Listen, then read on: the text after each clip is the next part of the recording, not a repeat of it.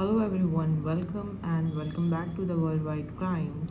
And now let's begin the video. 28th of March 2014, Brisbane, Australia, in Kalpa Park.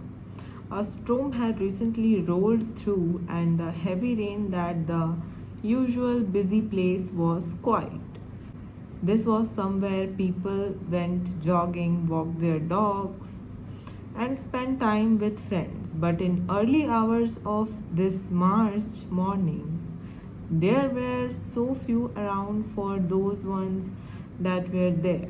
They noticed a woman who appeared to be asleep in a bench under a rod thunder by the river, located between the Goat Bridges and the William Jolly Bridge. Believing that she was homeless, many walked past her and ignored her. Then someone decided to check on her. Sources differed as to who this was, with some saying it was just a jogger and others saying it was a homeless man. But when the newspaper and jacket that were on top of her were pulled back, she was found to be naked. She had been several beaten and raped. She had been robbed, in her possession stolen. She had no pulse and she wasn't breathing. Attempts to revive her didn't work. She was dead before long. The emergency services were at the scene and a murder investigation was underway through didn't knew who she was. Officer had a feeling about one of those first places they should begin their investigation with.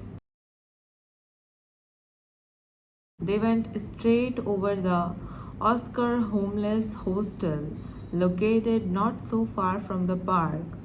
Oscar had a curfew of 9 p.m. and a failure to complete with the rules would result in residents being asked to leave. The police needed to check that everyone was in their bed and accounted for the one resident was not in their bed.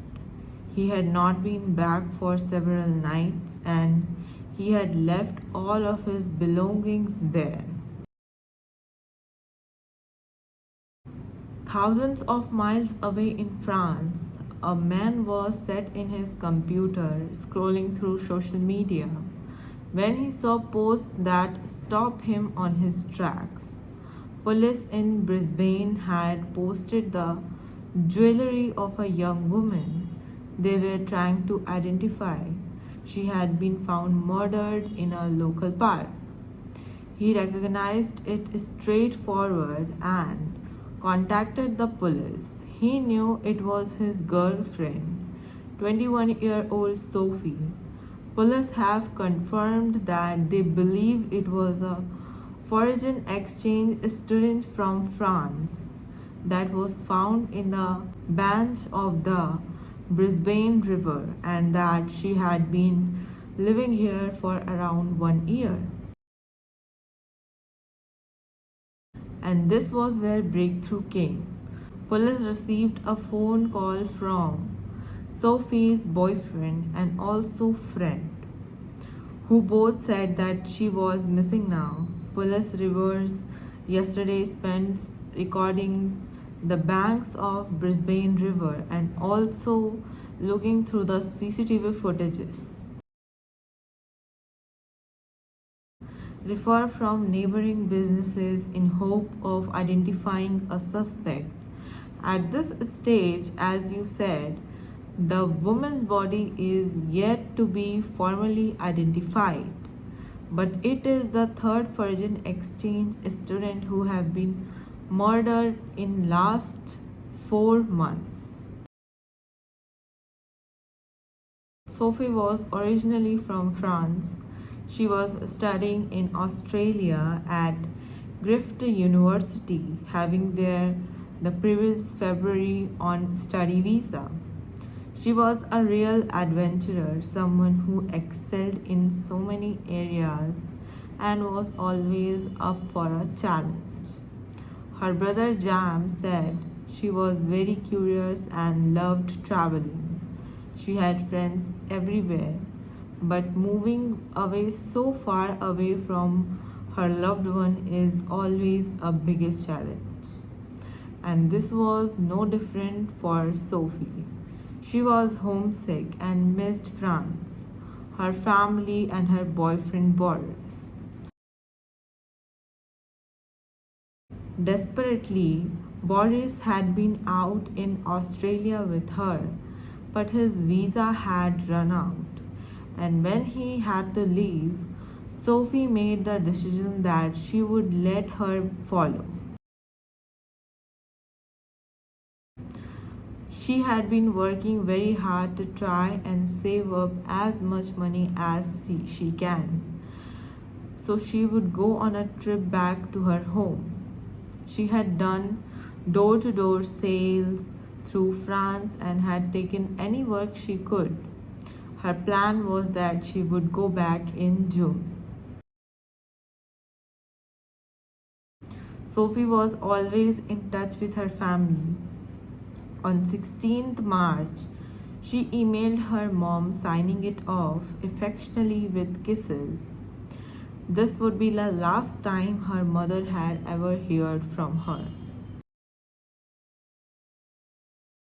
On 27th of March, Sophie had been walking home from a night class at Gift University after classes had finished at around 8:30 p.m.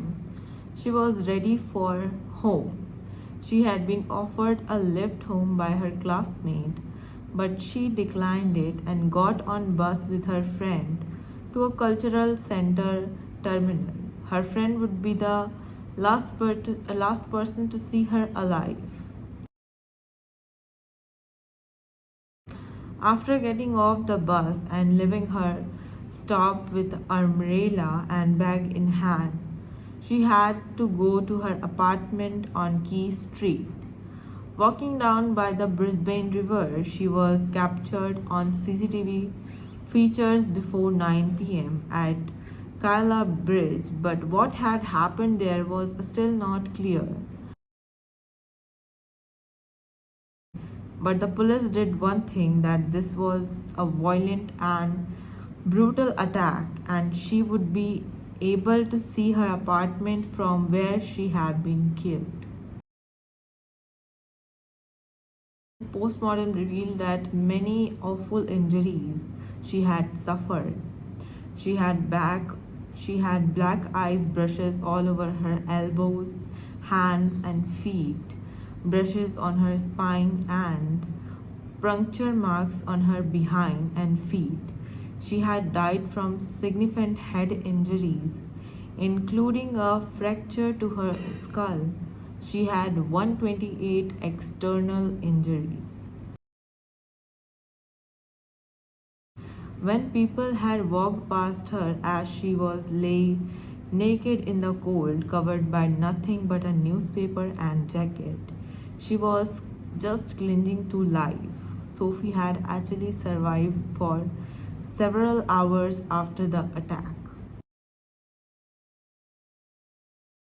It's disgusting. You look at cars accident and they are bad enough, and suddenly Detective Inspector Rod Camp told reporters, but for someone to be brutally attacked in this manner, it's just disgraceful.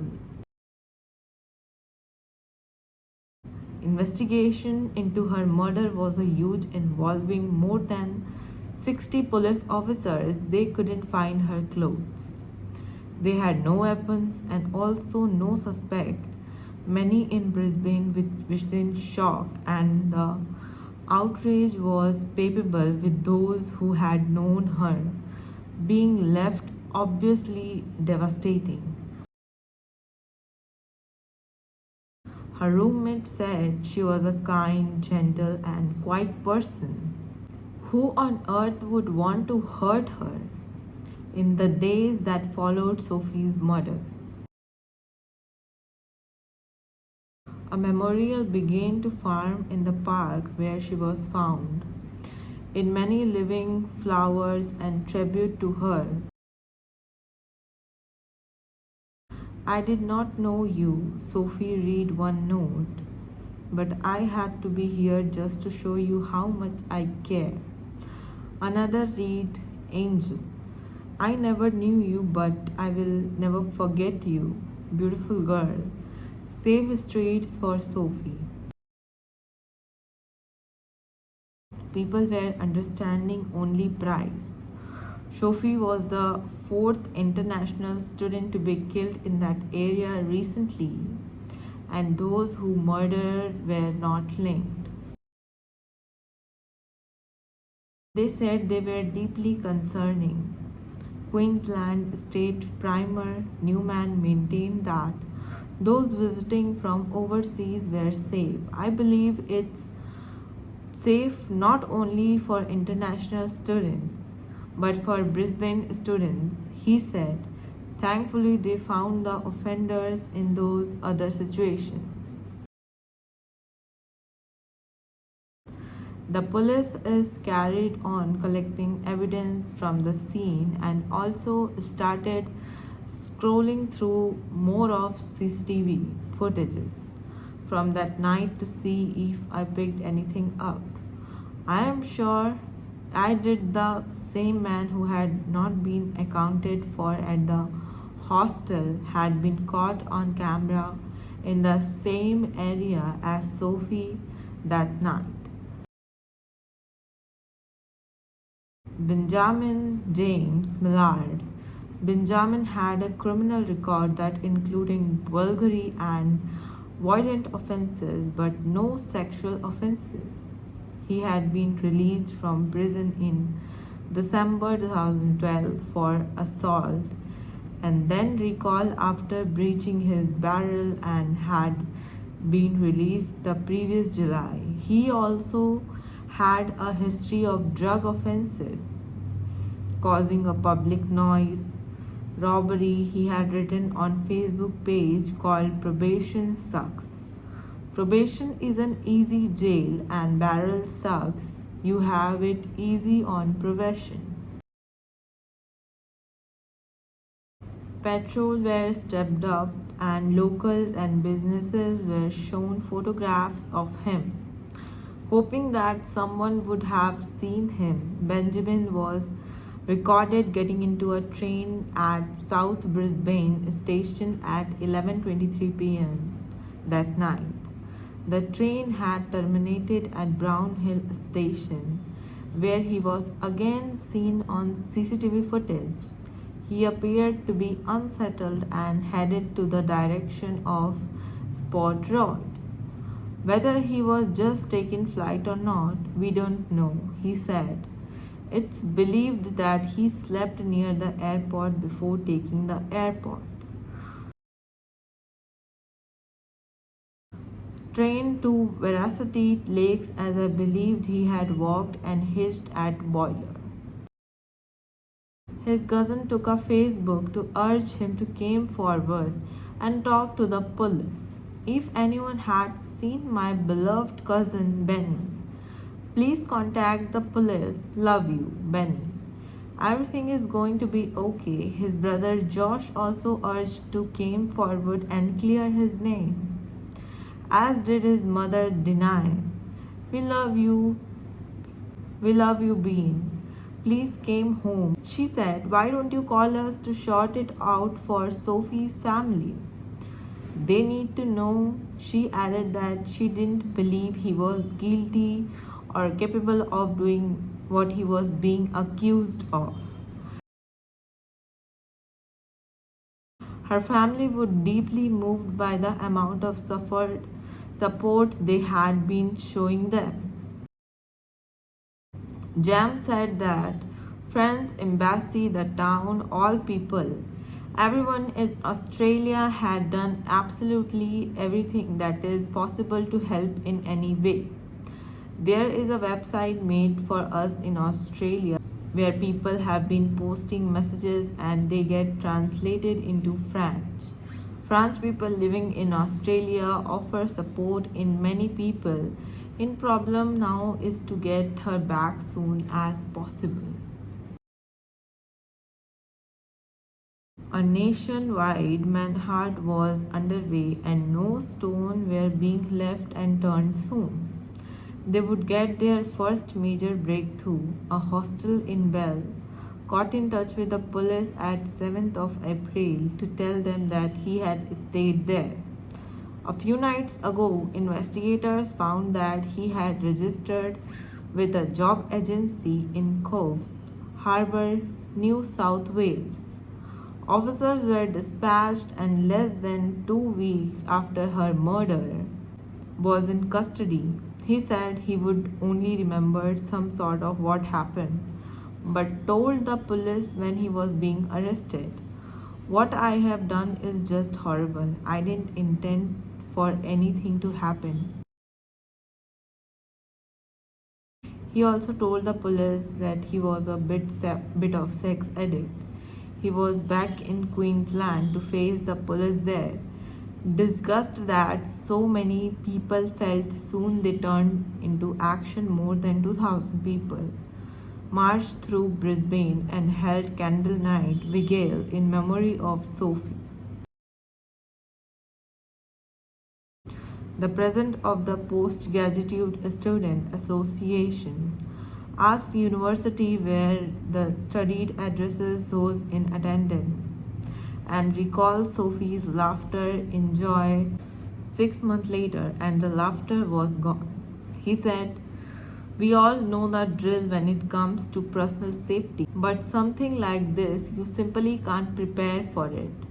To Sophie, to ensure that Brisbane is a city which is not only safe in the social media but in real life. He added those in attendance follow a group of Piper into the car park where candles were lit. It was clear just how deeply this had impacted those living, not only in Brisbane but Y area, Australia. The whole organizer of the vigil said that the environment is torn out, show that Brisbane cared about violence against women. Violence against women is happening and it's not okay. She said it's so important to do this to also provide comfort to her family who were 1,000 miles away on the other side of the world. One attendee said she's everybody's daughter, everybody's sister. Sophie's body was eventually taken back to France, her funeral and hometown. More than 1,200 people gathered. Her parents and her brother Al and Jem led the position of 50 of Sophie's is nearest and dearest, including her boyfriend Boris, all of them carrying among stamped. Audible sobs could be heard in the procession walked.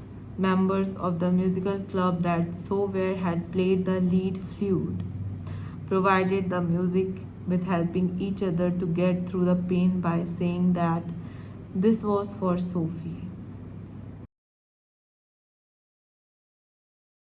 Brisbane was eventually charged with armed robbery, rape, and murder, and it was soon time for his commental hearing, where it would be decided by the state if the evidence present is enough to take the case to trial. That evidence, coupled with witnesses' testimony, would help piece together a timeline of events. He had told police he won't remember much due to the drugs he had taken that night, but he could remember assaulting her.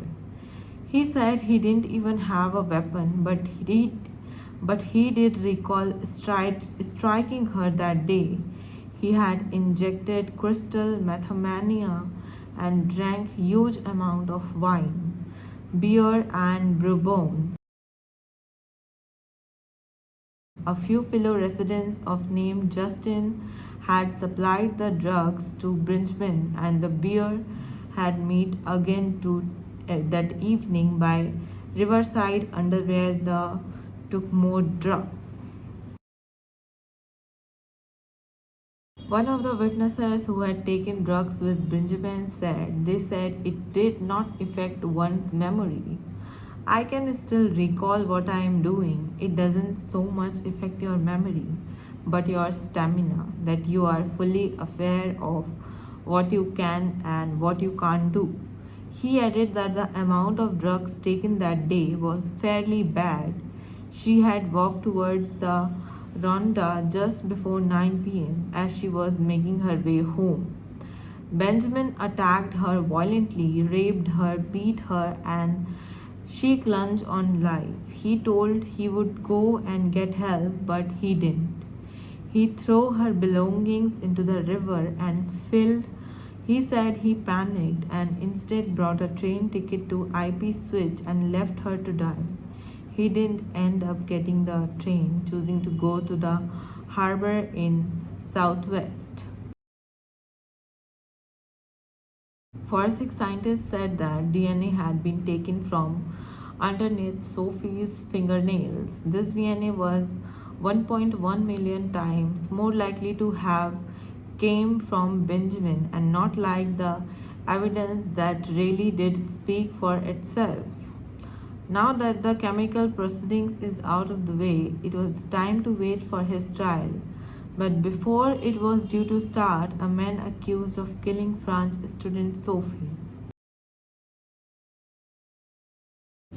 Benjamin's defense lawyer said that he was sorry for what he had done and that he had written a letter to apology to Sophie's family. Sophie's boyfriend had left Australia just 6 weeks before her death. He had been taking sleeping pills and sedatives in order to cope with the pain. It was now the time for him to be sentenced. Benjamin Mallard was sentenced to life in prison in murder with a minimum non-parole of 20 years and 15 years. For rape to run concurrently, the sentencing remarks by Supreme Court Justice where lions were filmed for the first time in Queensland. To show that Sophie would never be forgotten, a memorial was erected for her mountains in a butterfly. The mountain would be seen from her home to France, where her brother James said that he had the butterfly and saying that several days after her death, he saw one by nearby and asked it for comfort. The butterfly then flew over and landed on his hand and stayed for several minutes. If you guys wanted to see more crime documentaries like this, then do subscribe to my YouTube channel.